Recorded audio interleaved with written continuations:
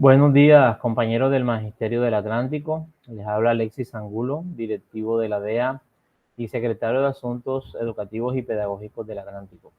El día de hoy, la Asociación de Educadores del Atlántico le va a brindar a ustedes el inicio de la capacitación para el concurso docente del año 2022. Muchos me han preguntado por qué iniciamos tan temprano este proceso. Y bueno, mi respuesta ha sido clara.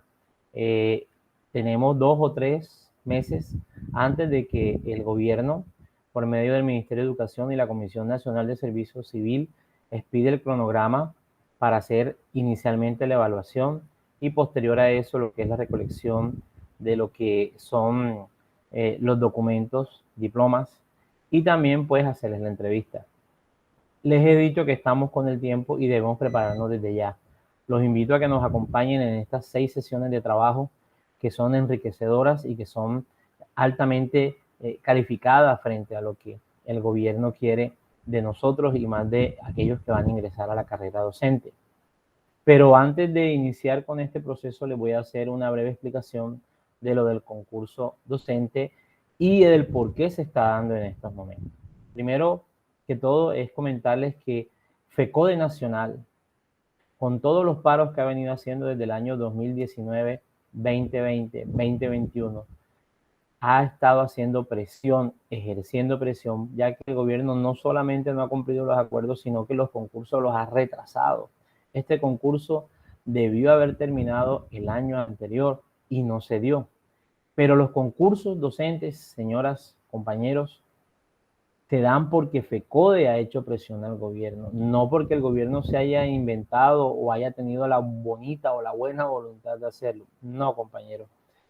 Este concurso de carrera para docentes se da porque FECODE Nacional ha hecho la presión suficiente y necesaria.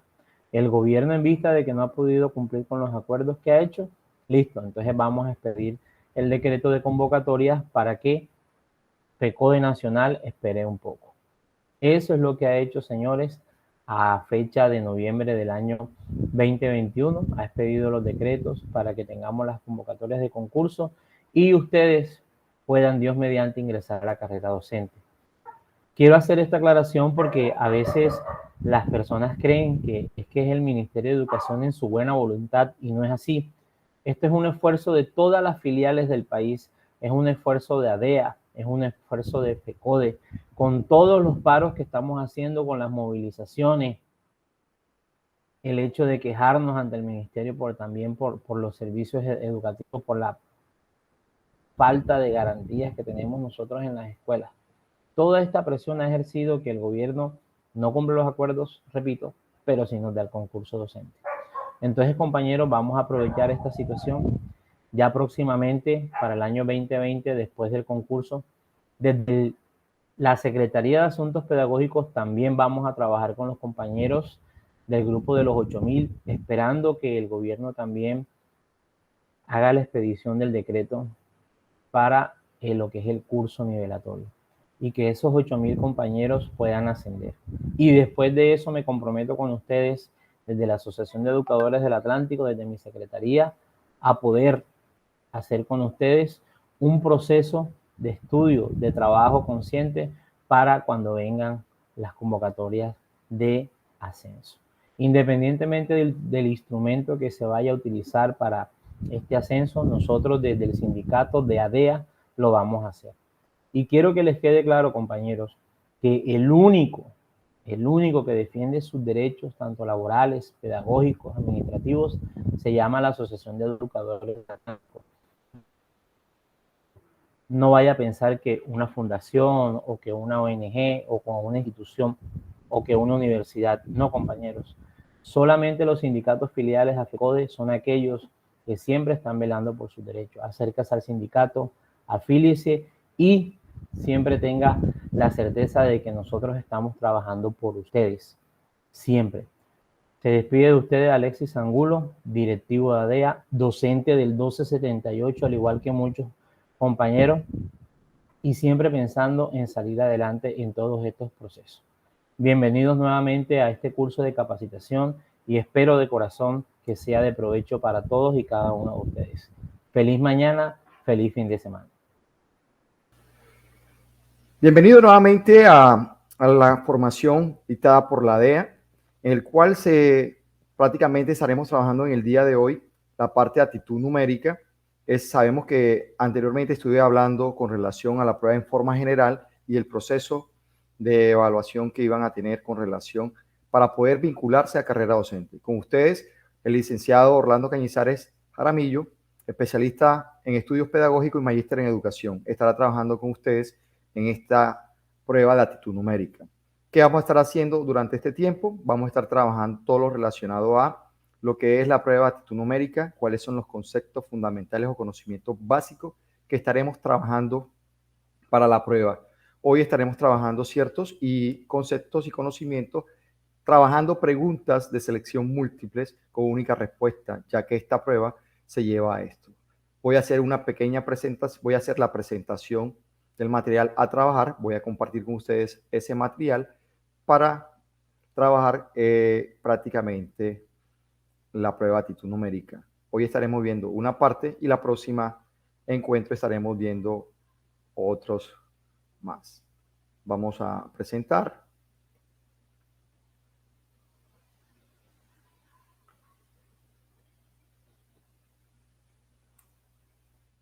¿No? Recordamos que la prueba escrita consta de preguntas de selección múltiples con única respuesta. Sabemos que todos los aspirantes van a estar presentando esta prueba de acuerdo a lo que diga la Comisión Nacional. Ya sabemos que esta prueba estará aplicando para el mes de abril y tenemos dentro de la prueba escrita, tenemos las pruebas de actitud. Es aquí donde nosotros nos vamos a enfrascar en este momento, sobre todo en la prueba de actitudes. Tenemos la prueba de actitud numérica, la prueba de actitud verbal, el componente pedagógico, que hacen parte todo de esta prueba de actitud. Recordemos que la prueba de actitud numérica se va a enfocar en la evaluación del pensamiento, donde tendrás que analizar información numérica, gráfica y tabulación para hacer inferencias y proyecciones a partir de los datos dados en la situación en problemas planteadas. Con relación a la resolución de problemas, prácticamente se enmarca casi la prueba en un 60% y para esto vamos a aplicar reglas y fórmulas comúnmente utilizadas para la resolución de situaciones problemas, donde se usen los números y las cantidades como tal. Sabemos que esta prueba como tal debemos tener ciertos conocimientos básicos esenciales para poder salir muy bien en ella. Para esto vamos a estar trabajando en algunos conceptos como son las operaciones con números enteros, números decimales y fraccionarios, las razones y proporciones, regla de 3 simple, directa e inversa, regla de 3 compuesta, directa, inversa y mixta, porcentaje y estadística básica. De todo esto estaremos trabajando algunos conceptos y los otros conceptos que no veamos de pronto hoy, la próxima vez en el encuentro virtual se estarán trabajando dichos conceptos. Vamos a mirar ejemplos de preguntas y esos conceptos básicos aplicados. Entonces, para esto, vamos a comenzar con la siguiente pregunta. Vamos mirando pregunta, concepto o inicialmente concepto para luego entender la pregunta. Es la dinámica de trabajo en eso.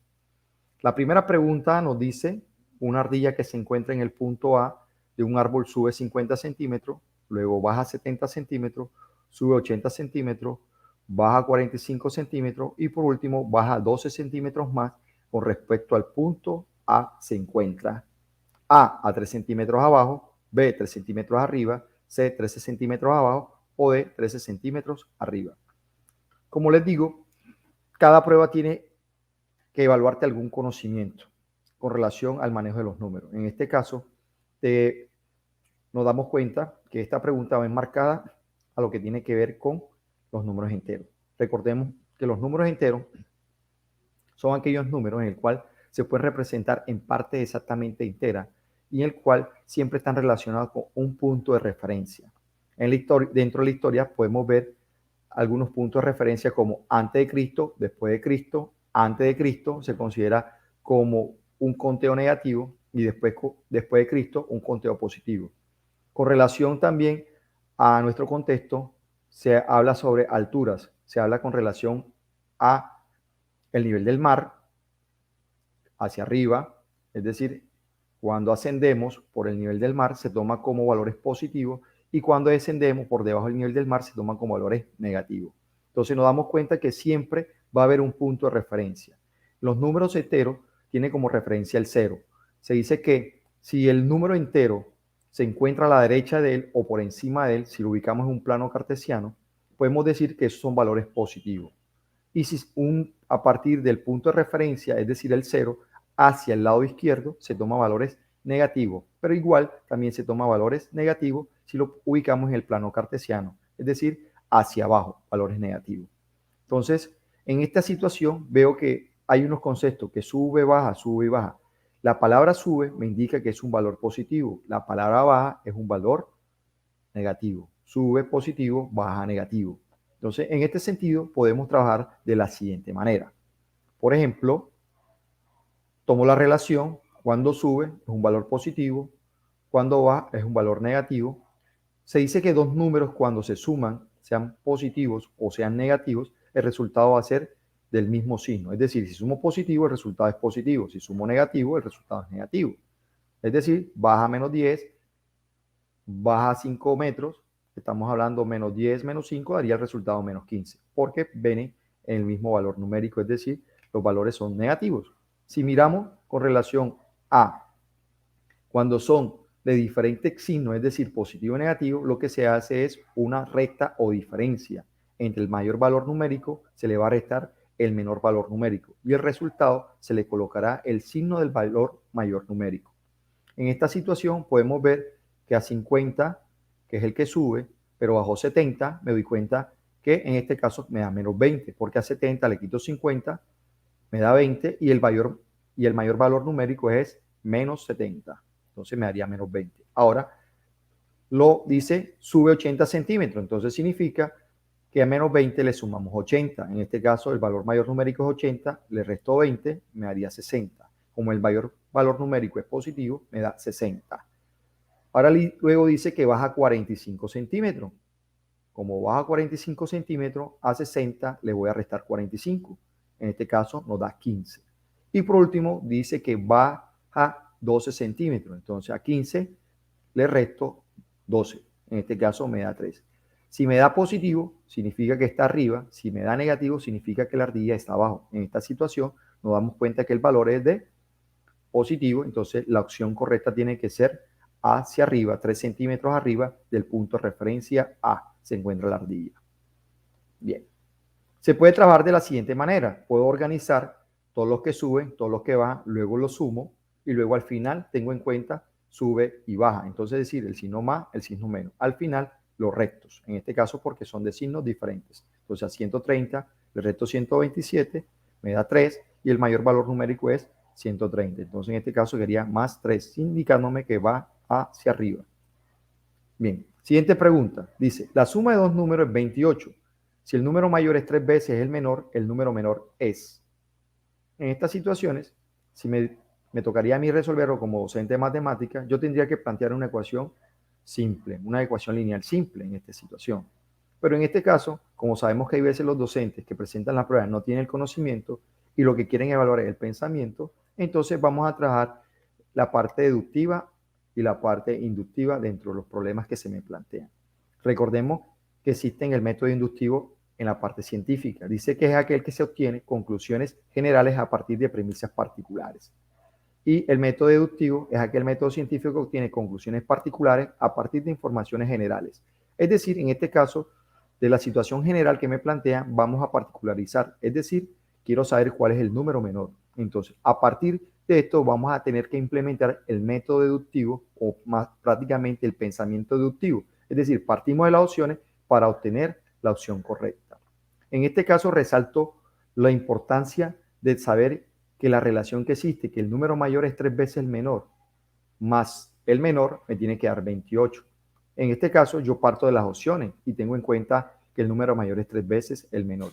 Tengo en cuenta eso, significa que cada opción que tome lo multiplico por 3 y luego al final lo sumo con el mismo número. Podemos ver entonces en esta situación, en la opción A, que 4 por 3 me daría 12, ese sería el número mayor, y el número menor sería 4. Si lo sumo, 12 más 4 me da un total de 16. Entonces significa que esa no sería mi opción, porque me tendría que dar 28. Tomo la opción B para ver si es una opción correcta. Entonces, ¿qué hacemos? Multiplicamos 3 por 6, me da 18, más 6, me tendría que dar 28 y no me da 28, sino 24. Eso significa que la opción B tampoco es correcta. Y por último, tomaré la opción C. En este caso, la opción C sí corresponde, ya que si multiplico 3 por 7, me da 21 y lo sumo con 7, que es el número menor, me da 28. Entonces, la opción correcta en esta situación me dice que es la opción C. Entonces, partimos de dónde? De las opciones de respuesta para generalizar, para ver si se cumple esa generalización. Entonces, estamos empleando aquí prácticamente un pensamiento deductivo y nos damos cuenta que en verdad me evalúan a mí el pensamiento como tal. Entonces, no es necesario saber ecuaciones, pero sí es necesario saber la interpretación de esa información que me suministran y poder entender y comprender qué es lo que me están pidiendo. Y a partir de ahí puedo particularizar cuál es la opción correcta. Bien, vamos a mirar la pregunta número 3. Dice, a 4 corredores les son asignados números consecutivos en una carrera. Si la suma de estos números es 98, el tercer número más grande es. Parece como si estuviera enredado. Aquí también me tocaría emplear ecuaciones lineal, ¿sí? Simple, y me tendría que plantear una ecuación y resolverla. En este caso están hablando de números consecutivos. Si yo cuento del 1 al 5, 1, 2, 3, 4, 5, veo que son consecutivos y la diferencia entre dos números consecutivos siempre va a ser 1. Pero me dicen que en este caso va a haber 4 corredores que le asignan números consecutivos y que si sumo estos números me va a dar exactamente 98. Entonces, ¿qué me quiere decir acá? Que la opción que yo voy a tomar corresponde al tercer número. Eso significa que si yo tomo el número 23, que es el tercer número, significa que el cuarto número sería 24 y el segundo número sería el 22 y el primer número sería 21. Si sumo esos números me tendría que dar exactamente 98. Estamos viendo que vamos a aplicar también el llamado pensamiento deductivo en esta situación o un razonamiento deductivo y vamos a hacerlo para poder llegar a la opción correcta. Si sumamos 21 más 22 más 23 más 24, esa suma nos daría 90. Eso significa que la opción correcta no es la A. Verifico a ver si la siguiente es la correcta. Entonces, para eso, el 25 se encuentra en el tercer lugar, el 26 es el cuarto, el segundo es 24 y el primer 23. Al sumar, sí me doy cuenta que es la opción correcta. Inmediatamente tomaré la opción B. Me parece que en esta situación, ya a medida que practicamos, se nos hace fácil o sencillo enfrentar este tipo de pruebas empleando el método deductivo. ¿Sí? Entonces, en este caso, la situación correcta es la B. Vamos a la siguiente pregunta. La siguiente pregunta tiene que ver con los números fraccionarios. A la mayoría de los estudiantes de nivel básica o nivel secundaria y media se le dificulta el manejo de los números fraccionarios. Eso no quiere decir que de pronto algunos docentes no tengan la competencia, si no sea del área de matemáticas. Sí, de pronto algunos la tienen, pero otros no la tienen.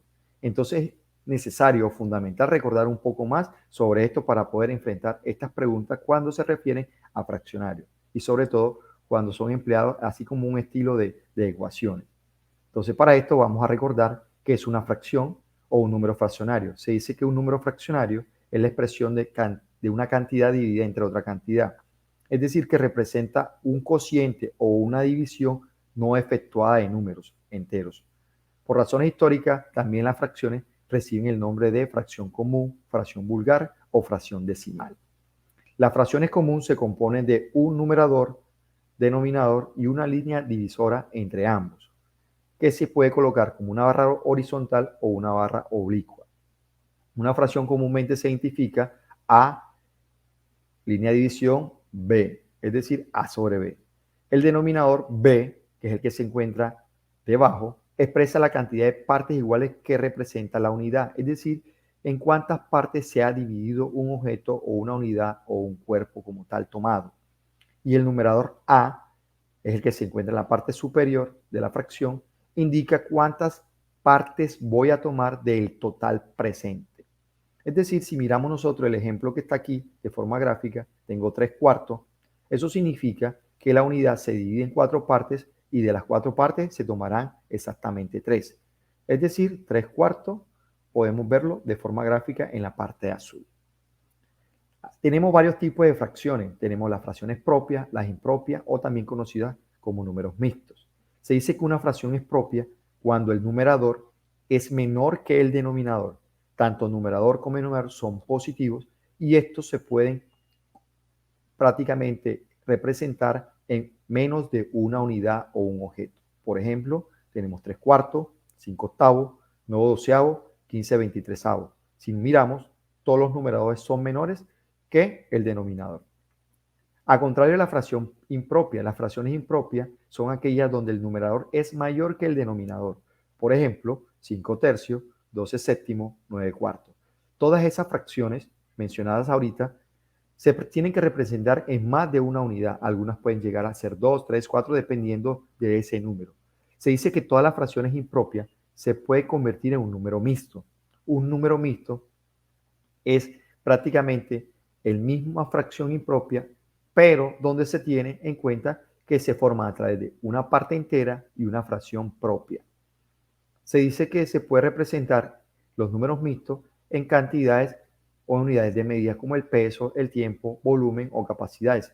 Inclusive cuando se trabajan recetas de cocina también podemos ver eso. Una taza y un cuarto de taza de harina, ¿sí? Media barra de mantequilla o una barra y media de mantequilla. Ahí podemos ver algunos ejemplos. El ejemplo que tengo aquí es 7/4. Ese 7/4 es prácticamente una unidad más 3/4. ¿Cómo podemos nosotros pasar de una fracción impropia a un número mixto? Simplemente lo que hacemos es dividir 7 entre 4. Si yo divido 7 entre 4, me doy cuenta que le cabe a 1. Ese 1 me va a representar la parte entera que está acá. Ahora, 1 por 4 me daría 4, hasta 7 me sobran 3. Ese residuo va a ser parte ahora de la nueva fracción propia que acompaña a la parte entera. En este caso quedaría un entero más 3/4. Eso quiere decir que si me toca representar ese número mixto, 7/4, tengo que utilizar una unidad entera más otra unidad partida en 4 partes y de las 4 tomaré 3. Entonces es allí. Veamos en los siguientes ejemplos. Por ejemplo, 4/5. Me doy cuenta que 4/5 es una fracción propia. Significa entonces que nada más tengo que tomar una unidad, partirla en 5 partes y tomar 4. Lo que he dicho es esto prácticamente. Si tomamos 9/5 nos damos cuenta que es una fracción impropia. Entonces eso significa que 9 lo divido entre 5, me daría a 1, 1 por 5, 5 que 9 sobran 4. Eso significa que me tocaría tomar una unidad completa más la siguiente unidad, pero en el cual esa siguiente unidad me toca partirla en 5 partes, donde tomaré 4. Es decir, esa fracción impropia se puede convertir como un entero más 4/5. 13/4. 13/4, 13/4 la divido 13 entre 4, me da exactamente a 3, 3 por 4, 12, que de 13 sobra 1. Significa entonces que tendría que tomar 3 unidades enteras más otra unidad, de las cuales esa unidad la parto en 4 partes y tomaré 1. Dicho de otra manera, sería esto de forma gráfica. Tengo 3 unidades más una unidad en la cual se parte en 4 y tomaríamos 1. Es decir, toda fracción impropia se convierte en un número mixto cuando yo lo divido y la puedo representar exactamente como unidades enteras más una parte fraccionada de una unidad tomada. Bien, las fracciones también las podemos asociar con algunos conceptos, como es la razón. ¿Qué es una razón? Es una comparación entre dos cantidades mediante un cociente. Esa comparación se puede escribir como A2.b o A/B o A sobre B y se lee A es a B. Por ejemplo, si las edades de Carlos y Francisco son 12 y 15 años, entonces la razón entre sus edades es de 12 quinceavos o 12, 2 puntos, 15. Que si simplificamos esas fracciones, obtenemos que 12 quinceavos es exactamente 4/5. ¿Pero qué significa 4/5 al final? Me está indicando a mí que por cada 4 años de Carlos, Francisco va a tener 5. Entonces esa razón se mantiene. Inclusive cuando nosotros hacemos una taza de arroz, podemos plantear una razón. Por cada taza de arroz yo tengo que echar 2 tazas de agua. La razón es de 1 a 2. Eso significa que por cada una taza echamos 2. Si tengo 4 tazas de arroz, tendría que echar entonces 8 tazas de agua. Que si yo cojo 4/8, porque es la razón planteada ahora, y la simplifico, llego a obtener la misma razón 1/2. Cuando son esas comparaciones nos damos cuenta que a medida que aumentan, se mantiene esa razón. O a medida, sí, siempre vamos a tener la misma razón. También las fracciones las podemos asociar con porcentaje, teniendo en cuenta su definición. Se dice que un porcentaje es una forma de expresar un número como una fracción decimal, concretamente como fracción con denominador de 100. Se utiliza para denotarlo el signo porcentaje, el %, que se debe escribir inmediatamente después del número al que se refiere, sin dejar espacio de separación, como por ejemplo 75%. Si yo cojo el número 75%, significa entonces que yo cojo una unidad, la divido en 100 partes y de las 100 partes tomaré exactamente 75. Pero si simplificamos, llegamos a obtener que da 3/4. Cuando hablamos de simplificar, significa que divido tanto numerador como denominador, lo divido siempre por un número primo. Los números primos recordamos que son el 2, el 3, el 5, el 7, el 11, el 13 y así sucesivamente. Esos números primos son aquellos que tienen exactamente los dos divisores, la unidad y el mismo número. Entonces aquí se simplificó en ambos 75 y 100, se simplificó por 5, 75 entre 5, 100 entre 5, luego su resultado otra vez hasta llegar a 3/4 en este caso, prácticamente. Por ejemplo, ahora sí ya podemos, creo que, mirar un poco la pregunta. Esa fracción dice 3/5 de la mitad de mi edad son 12 años, entonces tengo ese tipo de ejercicio. Cuando hay fracciones, yo recomiendo dibujar. En este caso, vamos a dibujar 3/5. 3/5, escoger esa fracción o esa unidad siempre acostumbra a ser un rectángulo. Puedes hacer cualquier otra figura, pero para los problemas te aconsejo que hagas un rectángulo prácticamente. Lo digo en 5 partes, de las 5 partes tomaré 3. Y de esas 3, de esas 3 partes tomadas, prácticamente me dice que la mitad de mi edad son 12. ¿Qué significa?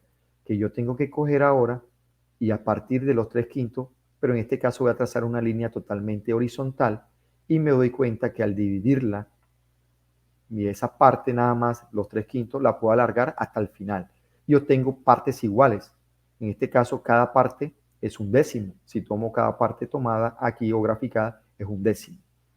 Ahora, me dice que la mitad de mi edad, de los 3/5, la mitad de mi edad son 12. Eso significa que cojo la parte verde, si quieres la parte verde o la parte azul, y reparte esos 12 años en partes iguales. Es decir, esos 12 años lo divido en 3 partes iguales y yo tengo que cada parte vale 4. Entonces significa que cada parte de la fracción completa equivale a 4. Y dije que en su totalidad cada parte corresponde a un décimo. Es decir, multiplico 4 por 10 y obtengo que el valor de la edad mía es de 40 años, de acuerdo al problema. Entonces la opción correcta en esta situación me da exactamente 40 años, porque la totalidad de edad es esa la que vemos ahí, 10 partes y cada parte vale 4. Bien, vamos a ver también ahora, veo que las opciones de respuesta son fracciones, pero aquí hay que tener en cuenta algo. Dice que de una caja que contiene 12 bolas rojas, 8 blancas y 10 azules, se extrae una al azar. La probabilidad de que sea roja es de. La palabra al azar significa suerte. Y cuando hablan de la probabilidad, se refiere a algo que puede darse o no darse en la realidad. La probabilidad se define que es un cociente entre los casos favorables y la totalidad de casos. Entonces, en este caso, cuando hablamos casos favorables, se refiere a qué? A la pregunta, ¿cuál es la probabilidad de que sea roja? Entonces, los casos favorables significa es lo que yo tengo contenido en la situación. En este caso, serían 12 bolas rojas. Y la totalidad de casos se refiere, en este caso, cuántas bolas tengo dentro de esa caja. En este caso, podemos decir que tenemos 30. Se dice que la probabilidad, entonces tengo 12 treintavos. En este caso, me tocaría simplificar y obtener el resultado dentro de las opciones, porque así no lo veo. Te recuerdo que la probabilidad pueden ser un valor entre 0 y 1, entendiéndose 0 como un 0% y el 1 como el 100%. Cuando hablamos, ¿cuándo me da un 0%? Por ejemplo, si yo tengo dentro de una caja, tengo bolas rojas y me pregunta cuál es la probabilidad de traer una bola blanca. La probabilidad es exactamente 0, es nula, no se va a dar porque todas las bolas son rojas. Pero si tengo pura bola roja dentro de la bolsa o caja y me dicen cuál es la probabilidad que saques una bola roja y esta sea, sí, cuál es la probabilidad de sacar una bola roja. En este caso la situación me dice que es exactamente 100%, es decir, la probabilidad es exactamente 1. En este caso, no es así. En este caso me da una fracción porque dentro de las opciones me doy cuenta eso. Y la probabilidad siempre va a ser una fracción propia. Nunca va a ser una fracción impropia. En este caso, todas son fracciones propias, no más no impropias. Entonces no podría descartar. Entonces simplifico. Divido tanto el numerador como el denominador por 2 inicialmente. 2 entre 30, 2 y 30, a ambos le divido entre 2, me da 6, y 30 entre 2 me da 15. Luego, si divido entre 2, me doy cuenta que nada más puedo en el numerador, más no en el denominador. Entonces significa que tengo que seguir con el siguiente número primo, que es el 3. Entonces ahí sí obtenemos que es 2 quintos. 6 entre 3 me da 2 y 15 entre 3 me da 5. La opción correcta en esta situación sería la opción D. Cuando hablamos de razón, ya estuvimos hablando de razón, pero cuando tenemos igualdad de razones, estamos hablando que esa es una proporción. Por ejemplo, 12 quinceavos, que es la planteada entre Carlos y Francisco, y la razón, al simplificar, me dio 4 quintos. Si yo multiplico en cruz, aquí exactamente obtengo que el producto cruzado, obtengo que se va a obtener el mismo valor, 12 por 5, y lo multiplico 4 por 15. Ambos me van a dar 60. Entonces, eso es, sí se mantiene una proporción como tal. Una proporción es una igualdad entre dos razones que están íntimamente relacionadas. Tenemos entonces magnitudes que son directamente proporcionales. Decimos que dos magnitudes son directamente proporcionales. Cuando aumentamos los valores de una, también aumenta la de la otra. Por ejemplo, si compro gaseosas y valor a pagar, entre más gaseosas compramos, más dinero tendría que pagar. O cuando se paga por comida en algún sitio. Si vamos muchas personas a comer en un sitio y todos piden lo mismo, significa entonces que cuando llevo menor persona y piden lo mismo, entonces pagaré lo mismo. Entonces nos damos cuenta que cuando disminuye una cantidad o una magnitud, la otra también lo hace. Entonces a eso son llamadas magnitudes directamente proporcionales. Y cuando dividimos las magnitudes directamente proporcionales, se mantiene siempre en un mismo valor. En este caso, por ejemplo, gaseosas y dinero a pagar. Cuando yo dinero a pagar y cantidad de gaseosas, cuando divido el dinero a pagar y las cantidades de gaseosas, siempre me va a dar el valor de una gaseosa. Entonces, ese es un ejemplo. Ese valor obtenido se llama constante de proporcionalidad directa. Se dice que dos magnitudes son inversamente proporcionales cuando de una de ellas aumenta y la otra disminuye. Es lo contrario a la proporcionalidad. Por ejemplo, en este caso, cuando yo multiplico las magnitudes inversamente proporcionales, siempre me va a dar un mismo valor. Ese valor se llama constante de proporcionalidad inversa. Ejemplos de magnitudes inversamente proporcionales. Tenemos la velocidad y el tiempo. Al recorrer una distancia, entre mayor sea la velocidad, el tiempo empleado para recorrer esa distancia es menor. Si la velocidad es menor, el tiempo empleado para recorrer esa distancia va a ser mayor. Obreros y tiempo para construir una obra. Entre más obreros tenga, menor tiempo voy a demorar construyendo una obra. Si tengo menos obreros, me va a demorar más tiempo en construir la obra. Y hay muchas situaciones de magnitudes inversamente proporcionales. Entonces tenemos las llamadas reglas de tres. Algunas son simples, algunas son compuestas. En este caso, hoy vamos a ver la regla de tres simple. Se dice que la regla de tres simple es un procedimiento para calcular el valor de una cantidad comparándola con otras tres o más cantidades conocidas. En esta tenemos la regla de tres simple directa cuando se relaciona magnitudes directas y en este caso cada magnitud relacionada, la magnitud A va relacionada con la magnitud B, la C va relacionada con la incógnita a encontrar. Para resolver o encontrar la incógnita, lo que se hace en las magnitudes directas es multiplicar en cruz, es decir, multiplico C por B y lo que me da lo divido entre aquella magnitud asociada con la letra, con la incógnita, es decir, C por B entre A. Mientras que en las inversas se relacionan prácticamente A va relacionada con B, C con X o incógnita y nos damos cuenta que al momento de plantear tengo que tener en cuenta que se multiplican de forma horizontal. A por B y la magnitud relacionada con la incógnita es la que va a dividir en esta situación de la inversa. Veamos los siguientes ejemplos. Por ejemplo, los balones de fútbol y los balones de baloncesto de una escuela deportiva suman 40 en total. Dice que hay 2 balones de baloncesto por cada 3 balones de fútbol. ¿Cuánto hay de cada uno? En esta situación podemos ver que no se plantea una ecuación, no se plantea una regla de tres simple, directa o inversa, sino que me están dando una razón. ¿Y dónde la puedo yo identificar la razón? Cuando me dicen hay 2 balones de baloncesto por cada 3 balones de fútbol. La razón es de 2 a 3. Esa es la razón. Entonces significa que por cada 2 balones de baloncesto tenemos 3 balones de fútbol. Y en total, esas cantidades suman 40. Si miramos las opciones de respuesta, nos damos cuenta lo siguiente, que hay menos balones de fútbol, hay menos balones de baloncesto que de fútbol. Entonces, si yo miro las opciones, me doy cuenta que 2 opciones son erradas, porque la razón me está diciendo que debe haber menos balones de baloncesto y más balones de fútbol. Entonces, yo nunca tomaría la opción C y D. Entonces, son descartadas las dos. Perdón, prácticamente es la C. Descartamos la C, quedándome la D como opción de respuesta, la B como opción de respuesta y la A como opción de respuesta. Entonces, en esta situación, yo tengo que determinar la razón entre ellas. Recordemos que la razón aquí en la opción A es 5 de 35. Entonces, me tocaría simplificar esa razón, 5 de 35 o 5/35. Si simplifico 5 y 35, ambos tienen quinta.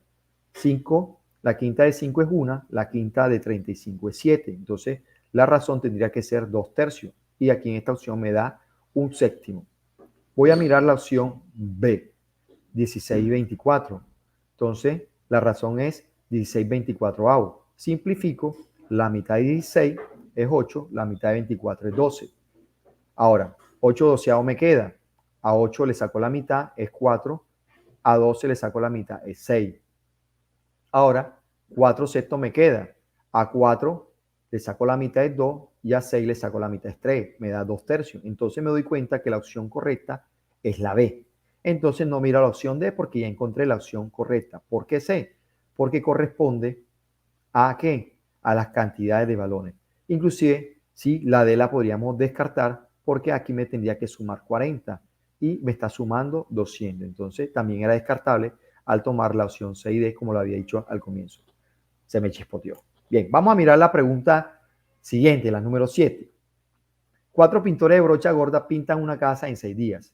¿Cuántos días demorarían 12 de ellos en pintar una casa igual a esta si mantienen ese ritmo? Entonces, mire que aquí sí veo prácticamente que me toca aplicar una regla de 3 simple, pero ahora tengo que plantear si es directa o es inversa. Entonces, ¿cómo yo sé si es directa o inversa? Yo les recomiendo a ustedes que se hagan la pregunta, ¿qué pasa si aumento pintores? ¿Qué pasa con los días? Entonces dice, 4 pintores de brocha gorda pintan una casa en 6 días. Ahora, ¿cuántos días demorarán 12 de ellos en pintar una casa? Me doy cuenta que ahora hay más pintores. Si hay más pintores, la demora será menor. Deben ser menos de 6 días. Entonces, mira que deben ser menos de 6 días porque ahora tengo más pintores. Entonces, si yo miro dentro de las opciones de respuesta, ya me doy cuenta que no puedo tomar ni la opción C ni la opción D. Entonces, para esto, ya es descartable la opción C y D. Planteo una magnitud, en este caso son totalmente una regla de 3 simple inversa, donde las magnitudes días las ubico de forma tal como columna y los pintores también en forma de columna. Pero me doy cuenta que los días, esos 6 días, están asociados con 4 pintores. ¿Cuántos días se demoran 12 de ellos? Miren que está asociado la incógnita con esos 12. Entonces, ¿cómo yo encuentro la opción correcta? Multiplico 6 por 4 y lo divido entre 12. 6 por 4, 24. Dividido entre 12, me da 2. En este caso, la situación o la opción correcta es AA. Tiene 2 días, se demorarían esos 12 pintores. Entonces, una manera de hacerlo, ¿cuál es también? Le decía que si se multiplica, por ejemplo, las magnitudes inversamente proporcionales, me va a dar siempre un mismo valor. En este caso, si yo multiplico 4 por 6, me da 24. Y si yo multiplico 12, ¿por qué número lo multiplicaría para que me diera 24? En este caso, tendría que ser 2. 12 por 2 también me da 24. Entonces, la opción sería la A. Bien, pregunta número 8. Dice, para celebrar el éxito de la campaña de la Teletón, un curso juntó dinero y compró muchas sorpresas en 24,000 pesos. Si en una tienda especializada vendían 20 sorpresas en 15,000 pesos, ¿cuántas sorpresas compró el curso con el dinero que juntó? Entonces miren que aquí tengo 3 valores conocidos y un valor desconocido. Ya aquí en este caso me están planteando que debe ser una regla de 3 simple, ¿sí? Y aparte de eso tengo que ver si es directa o inversa. ¿Cómo yo sé? Bien, veo que están asociados cantidades de ¿qué?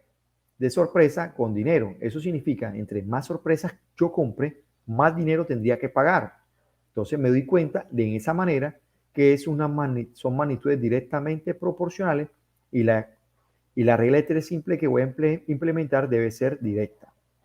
Entonces, una manera de saberlo es de la siguiente.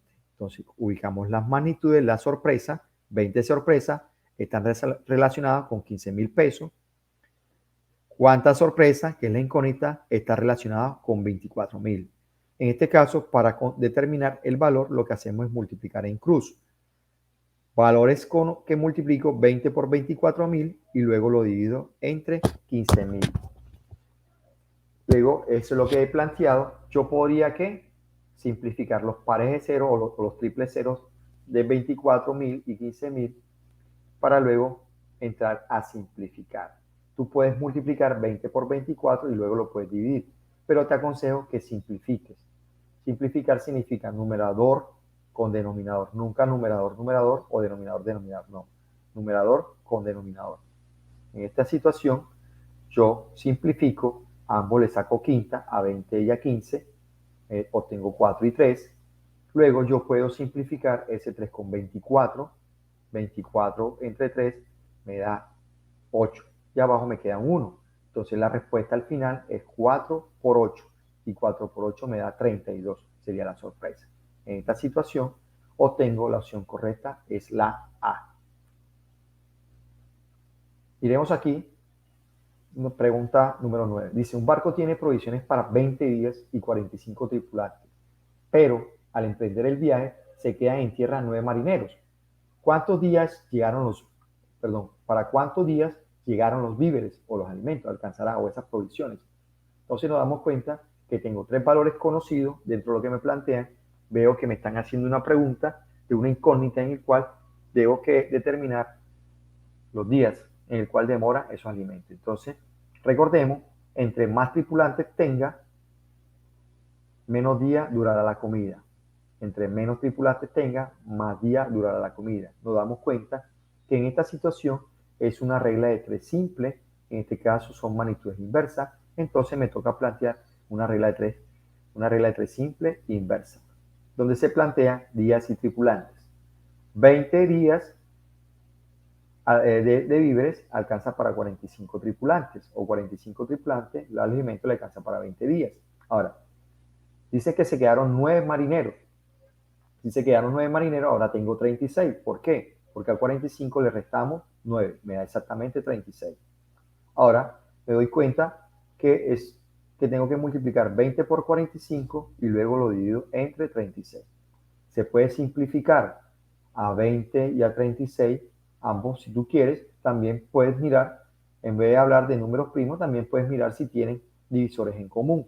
20 y 36 tienen el máximo divisor entre 20 y 36. Nos damos cuenta que el máximo divisor también es el número 4.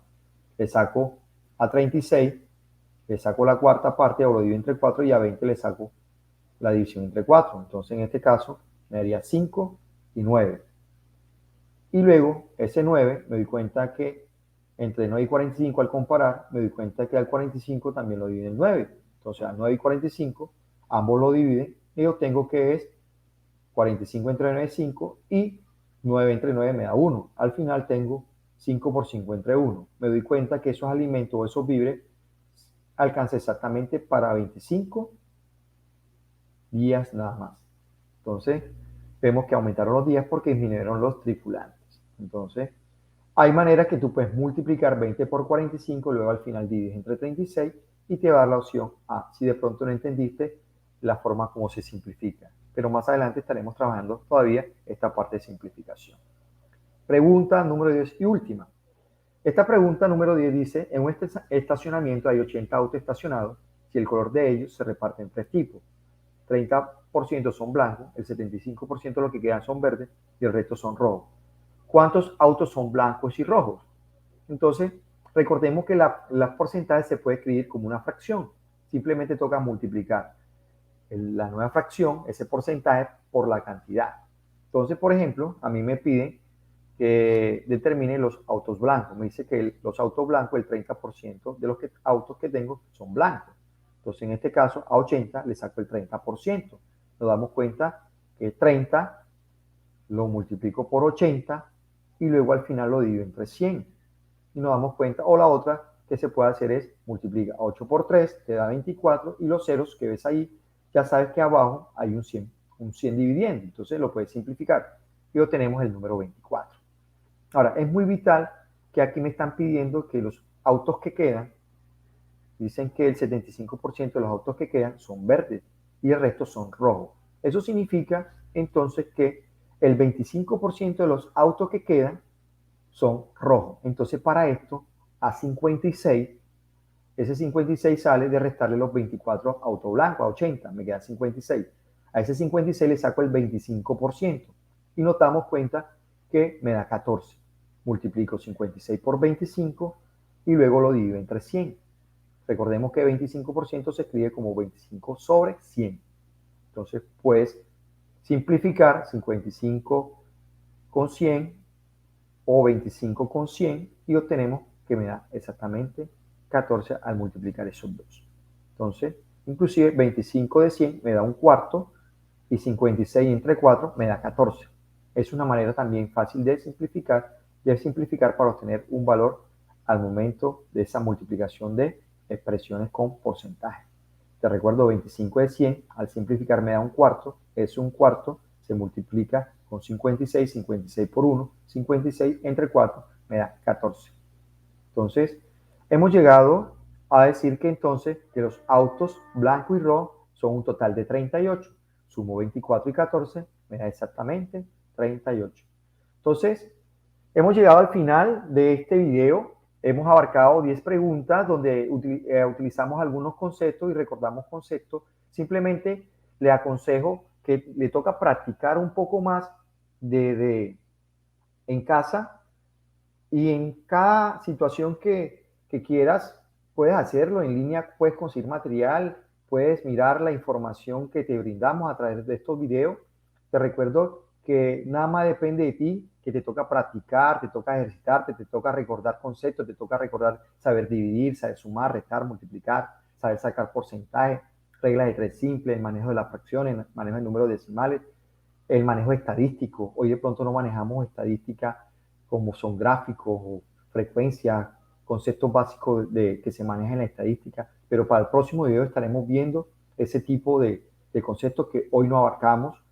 Simplemente te digo, puedes hacer parte de los docentes elegidos para hacer parte de este gremio estatal, pero simplemente tienes que practicar porque hay muchas personas que también son muy buenas, pero también tú puedes ser bueno a medida que reconozcas cuáles son tus debilidades para que luego se convierta en una fortaleza porque te has dedicado a trabajar y has dedicado a practicar, a reforzar y podemos decir que puedes llegar porque cada uno de nosotros tiene ciertas competencias o habilidades para abarcar este tipo de pruebas para poder obtener una vacante con el gobierno. Simplemente te motivo a que practiques y sigas avanzando más a través de este curso dictado por la DEA.